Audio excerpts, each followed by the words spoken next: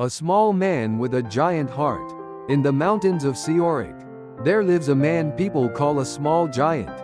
His name is Lim Gijong. For more than 42 years, he has carried loads on his wooden frame, up and down the steep trails.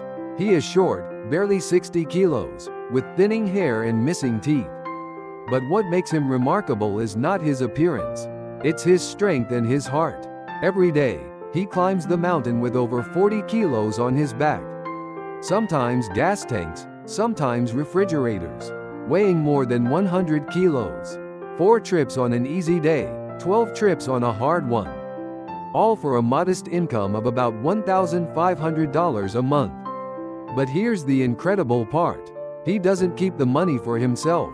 For more than 10 years, he has donated nearly everything supporting schools for the disabled, caring for the elderly, and helping neighbors in need. Why? Because he knows what it means to have nothing. He lost both parents before he was 12. He never finished elementary school. He worked as a servant, then as a porter.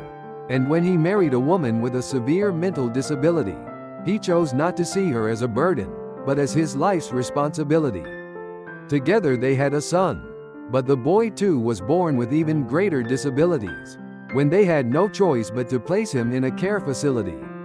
Lim Gijong wept.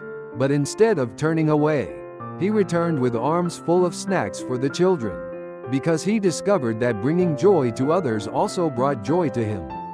Since that day, he has lived by one rule. The sweat of his labor should not be spent on himself, but on those who struggle even more. Through rain, snow, and burning sun, he climbs.